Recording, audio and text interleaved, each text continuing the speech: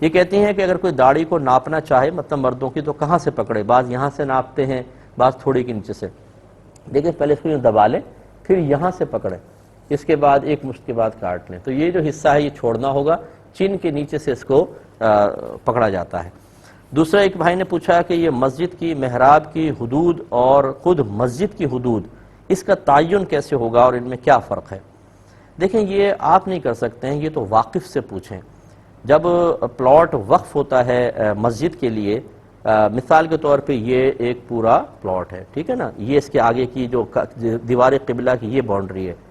اگر میں محراب اس کے اندر بناتا ہوں، فرض کر لیں اس کے اندر محراب بناتا ہوں، یعنی جیسے یہ باؤنڈری ہے، میں نے ہٹ کر مسجد کی دیوار کھڑی کی اور یہ آگے محراب بنا دی، تو یہ دیکھیں جو وقف شدہ ہے اس کے اندر محراب بن رہی ہے، تو اب یہ محراب مسجد کی حدود میں کہلائے گی۔ اور بعض اوقات ایسا بھی دیکھا گیا ہے کہ وقف اگر اتنی یہ زمین ہے، اس زمین کے آگے محراب بنائی جاتی ہے، وہ یقینی سی بات ہے خارج مسجد ہوگی، اس لیے وہاں پر پھر وہ خارج مسجد کے احکام لگیں گے۔ تو یہ کوئی اس میں ایسا نہیں ہے کہ شریعت نے کوئی ایسی نشانی مقرر کر دی ہو کہ یوں ہو تو اتنی مسجد ہوتی ہے، یہ ہو تو یہ محراب کی حدود ہیں، بلکہ یہ وقف شدہ زمین سے اندازہ ہوتا ہے کہ جتنا پلاٹ مسجد کے لیے وقف کیا ہے وہ مسجد ہے۔ اب اگر محراب اسی وقف شدہ زمین کے اندر بنی ہے تو محراب اور مسجد ایک ہی ہیں، وہ مسجد کے اندر ہی کہلائے گی، اور اگر محراب اس وقف شدہ زمین سے باہر بنائی گئی ہے تو بس اس کے اندر جو ہے وہ مسجد اور جو باہر ہے وہ محراب۔ اب حد کا اندازہ آپ کر سکتے ہیں۔ تو یہ آپ اپنے جس مسجد کے بارے میں آپ کویشچن کرنا چاہتے ہیں وہاں کے جو واقفین ہیں، وقف کرنے والے ہیں یا متولی حضرات ہیں، ان سے معلوم کریں گے، وہ آپ کو انشاءاللہ بتا دیں گے۔ ایک انہوں نے کویشچن کیا کہ عشاء کے فرض اور سنتوں کے درمیان نوافل ادا کر سکتے ہیں؟ بالکل کر سکتے ہیں، کوئی حرج نہیں ہے۔ جیسے عشاء کی آپ نے اذان ہوئی، آپ نے سنتیں ادا کر لیں، پھر آپ نوافل وغیرہ پڑھتے رہے، تو یہ کوئی فصل بالاجنبی نہیں کہلاتا ہے، یہ فصل بالاجنبی منع ہوتا ہے۔ مثلا آپ نے سنتیں پڑھ لیں، اب آپ دنیاوی باتوں میں لگ گئے، کھانے کھا رہے ہیں اور فرض کا ٹائم آیا تو آپ جماعت میں شامل ہو گئے۔ اس میں تو علماء کا اختلاف اس حد تک ہے کہ بعض کہتے ہیں اگر آپ نے سنتیں پڑھ کر دنیاوی باتوں میں مشغولیت اختیار کر لی تو سنت باطل ہو گئے، دوبارہ پڑھنی ہوگی، اور بعض کہتے ہیں کہ سنتوں کا ثواب بہت ہی کم ہو جاتا ہے، درمیان میں ذکر الہی کی اجازت دی ہے تو نوافل بھی آپ پڑھ سکتے ہیں۔ تو اس لیے فصل بالاجنبی نہ ہو، یہ چیزیں جو ہیں یہ فصل بالاجنبی نہیں کہلاتی، یعنی اجنبی چیز کے ساتھ فاصلہ کر دینا یہ نہیں کہلاتا، تو آپ بالکل نمازیں پڑھ سکتے ہیں۔ ایک انہوں نے پوچھا ہے کہ یہ دھوپ سے گرم پانی سے وضو کرنے کی کیا شرعی حیثیت ہے؟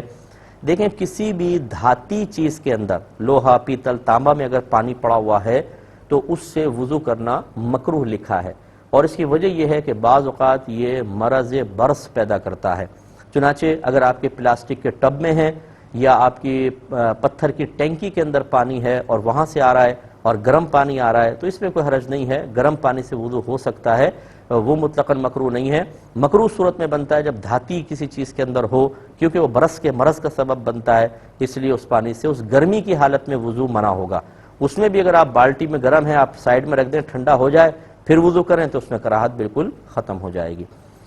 ایک یہ کہتے ہیں کہ بعض اوقات یہ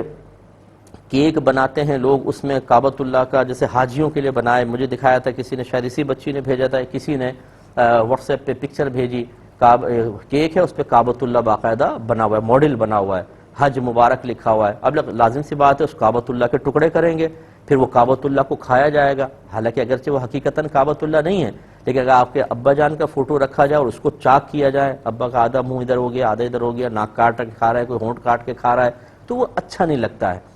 اور اس طریقے سے چیزوں کو چاک کرنا بھی صحیح نہیں ہے۔ نبی کریم صلی اللہ علیہ وسلم نے جو خسرو پرویز تھا، جس نے نبی کریم صلی اللہ علیہ وسلم کے جب دعوت نامہ پہنچا تو غصے میں آ کے چاقو سے اس کو چاک کر دیا تھا، جس سے نبی کریم صلی اللہ علیہ وسلم کا نام اقدس بھی چاک ہوا، تو رحمت کونین صلی اللہ علیہ وسلم نے اس کے لیے دعائے ضرر فرمائی، اور آپ نے فرمایا کہ یہ بھی عنقریب چاک کیا جائے گا، اللہ تعالیٰ اس کو چاک فرمائے تو وہ اس کی حکومت تباہ و برباد ہو گئی، اس کو ٹکڑے کر دیا گیا۔ تو گویا کہ یہ چیز ناجائز ہوتی ہے، جیسے اللہ کا نام لکھا آپ کینچی سے اس کو کاٹیں